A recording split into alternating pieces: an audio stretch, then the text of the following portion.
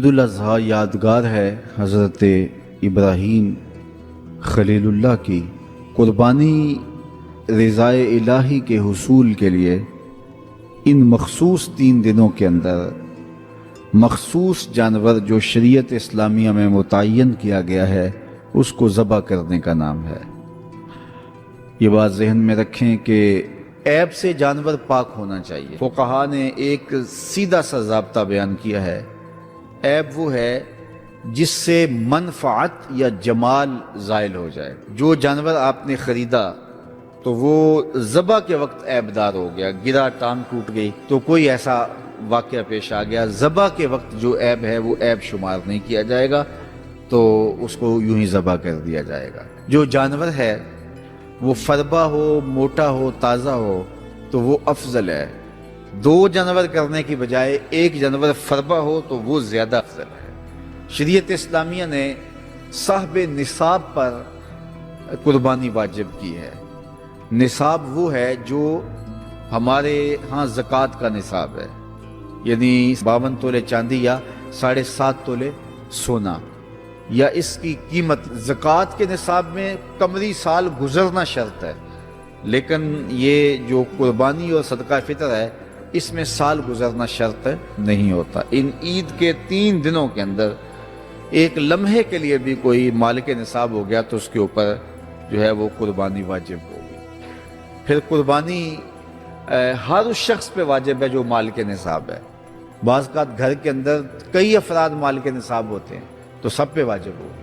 قربانی واجب آپ نے ادا کر لی اور اپنی طرف سے نفلی بھی دینا چاہتے ہیں تو یہ بھی آپ کو اجازت ہے۔ ہمارے آقا و مولا نے ایک قربانی اپنی طرف سے، ایک قربانی اپنی امت کی طرف سے پیش کی ہے، تو اگر امتی اپنے آقا کی جانب سے قربانی پیش کرتا ہے تو یہ اجر و ثواب کا باعث ہے۔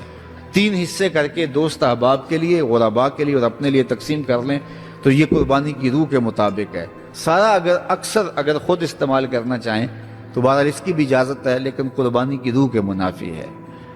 جس کو گوشت لگتا ہے اس کو کھال بھی لگتی ہے۔ جس طرح گوشت آپ خود بھی کھا سکتے ہیں تو کھال خود بھی استعمال کر سکتے ہیں، یعنی آپ کھال کا مسلح بنا کے گھر رکھ سکتے ہیں، کھال کو اپنے گھر کی کسی ضرورت میں جو ہے وہ لا سکتے ہیں، لیکن قربانی کی کھال بیچ لیں اور اس کی قیمت اپنے مصرف میں لائیں یہ نہیں کر سکتے۔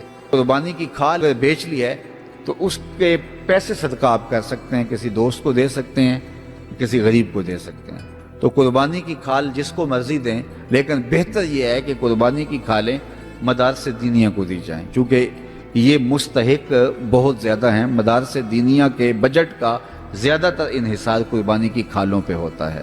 کسی زمانے میں مدارس دینیہ کے لیے، مساجد کے لیے اور خانقاہوں کے لیے امراء، رؤوسا اور حکام جاگیریں مقرر کرتے تھے اور ان کا نظم و نسق چلتا تھا۔ ہمارے دیہاتوں میں آج بھی مسجدوں کے نام پہ 8-8، 5-5، 6-6 جو ہے وہ ایکڑ نام ہوتے ہیں اور مسجد کی ضروریات اس کے محاصل سے پوری ہوتی ہیں، لیکن اب تو مدارس دینیہ کا انحصار رہ ہی قربانی کی کھالوں، زکوٰۃ فنڈ اور لوگوں کے تعاون اور مخیر حضرات کی کوشش سے رہ گیا ہے۔ اس لیے اپنے مدارس کی طرف بہت زیادہ توجہ دینے کی ضرورت ہوتی ہے اور قربانی کی کھالیں کوشش کر کے خود مدارس دینیہ کے اندر پہنچائیں۔ اور آپ کے سامنے جامعۃ المصطفیٰ ایک ایسی درسگاہ علمی ہے کہ جس کے فیضان سے ایک زمانہ متمتع ہو رہا ہے اور یہاں سے نکل کر اطراف و اکناف عالم کے اندر جو ہیں وہ لوگ پھیل رہے ہیں اور فائدہ پہنچ رہا ہے۔ اللہ کا شکر ہے، یہاں سے جانے والے پیغام کو مسلم بھی قبول کر رہے ہیں اور غیر مسلم بھی قبول کر رہے ہیں، تو یہ اللہ کا فضل ہے، اس پر ہمیں شکر ادا کرنا چاہیے۔ اور کتنے مسلمانوں کی اصلاح ہوئی ہے اور کتنے لوگ فائدے میں گئے ہیں، تو یہ ایک اللہ تعالیٰ کا بڑا فضل ہے اور اللہ تعالیٰ کا بڑا ہی کرم ہے کہ کتنے لوگوں کو یہاں سے فائدہ ہو رہا ہے۔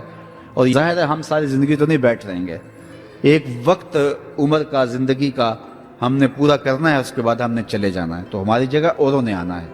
تو یہ دارالعلوم اگر زیادہ سے زیادہ لوگ پیدا کرے گا تو زیادہ لوگوں کو فائدہ پہنچ سکتا ہے۔ تو اس لیے نہ صرف قربانی کی کھالیں بلکہ اس ادارے کے ساتھ آپ کا ہر طرح کا تعاون درکار ہے۔ سب سے بڑا تعاون آپ کا اس ادارے کے ساتھ محبت کا تعاون درکار ہے۔ آپ اس مرکز سے اپنی عقیدت کا رشتہ، اپنی محبت کا رشتہ جو ہے وہ وابستہ کریں۔ جس طرح عشق کیا جاتا ہے، پیار کیا جاتا ہے، اس مرکز سے آپ پیار کریں، اس مرکز سے آپ محبت کریں۔ یہ مرکز ہماری عقیدتوں کا مامن اور مسکن ہونا چاہیے، چونکہ اس سے بہت سارے لوگوں کو فائدہ ہو۔